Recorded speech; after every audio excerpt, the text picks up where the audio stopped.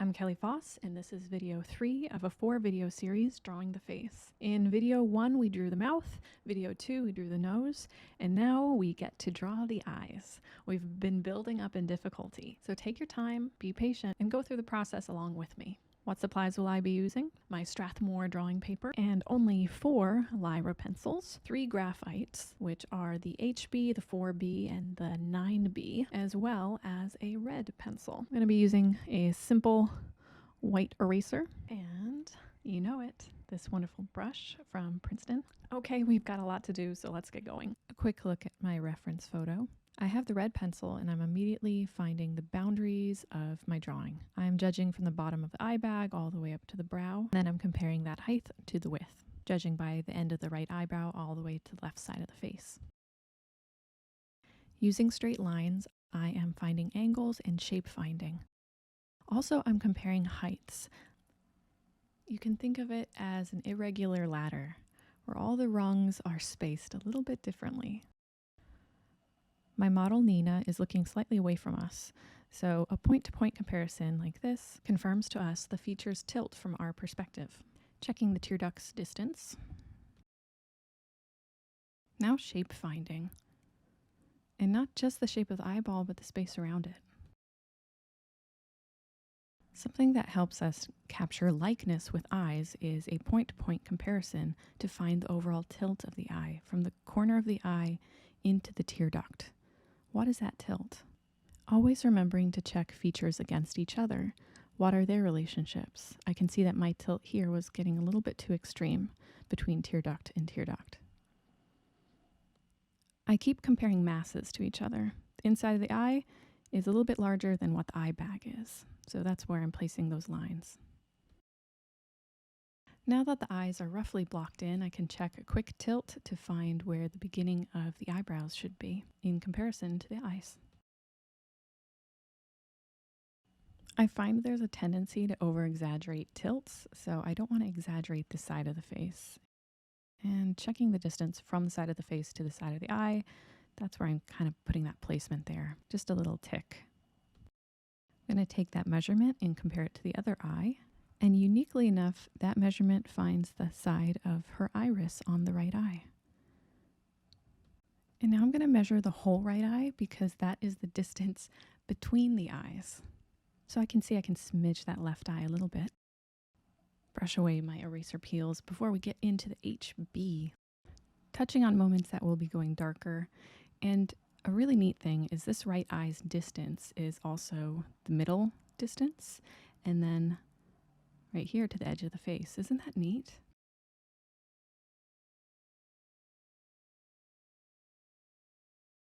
I also want to estimate the splay of the lashes right here and how they fit in these shapes.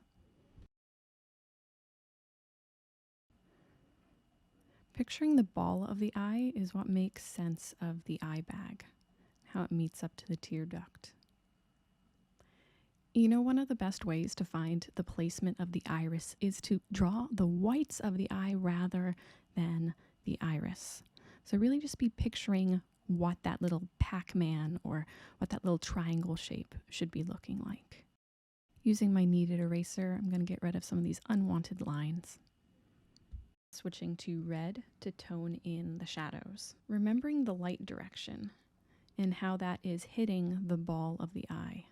I'm going to restate the crease and the lash line and deeper shadow and do a quick tissue fog out and jump to the 𝗍𝗵𝗿. This will literally set the tone for the drawing, capturing the lash line, the pupil, and the darker parts of the iris.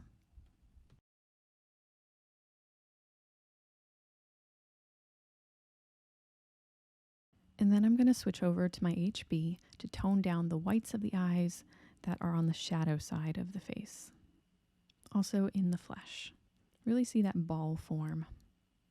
Switching over to the 𝗱𝗿𝗄 so I don't have to push so hard for the darkness.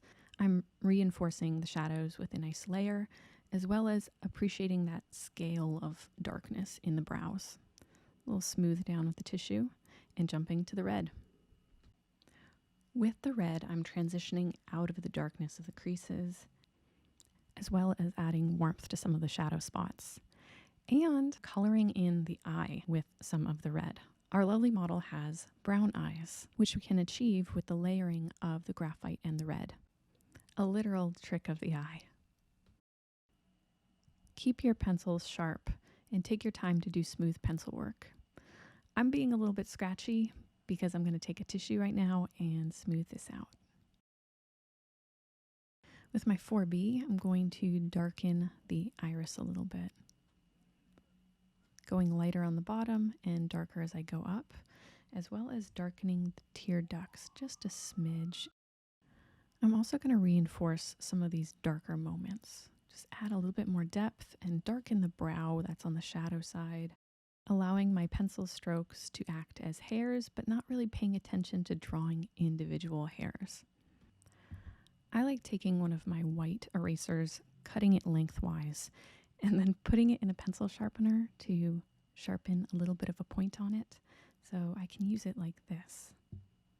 With the red, I want to deepen this iris and just do a little bit of a transition right here and darken the nose shadow. With a sharp 9B, I'm getting a little more depth in that iris. And how about we get going on these lashes? I begin with putting them in sparsely. So I'm just spacing out the direction of the lashes first. And then I can go back in and deepen at the roots and really taper off at the tip, making it almost unseeable. And then when we switch down to doing the bottom lashes, they really need to be so light, so subtle. Here we go. Same treatment on this eye. I'm applying a little bit more pressure with my 9B in the lashes to achieve a little bit more darkness since it is the dark side of the face. Leave some empty spaces to insinuate the eyelashes being caught by light on this side. With my handy dandy eraser, I'm going to clean up these highlights in the eyes. Then with my pencil, cleaning up the edges of those highlights, making them a little bit more crisp and not too big. Careful not to touch the lashes as I do a little skin smoothing here. A final cleanup of the skin with the eraser and then brushing away those peels. And then with our 9B, one last emphasizing of the darkest darks. That's that. It's a lot of back and forth. It's a lot of layering. Also, it can be this really peaceful thing to do when you get used to the need of jumping from pencil to pencil. Anyways, I hope you had fun. And I hope you join me for the last video where we pull all 3 features together and do a full portrait. Thank you for drawing with me. I'm Kelly Foss, and I'll see you next time.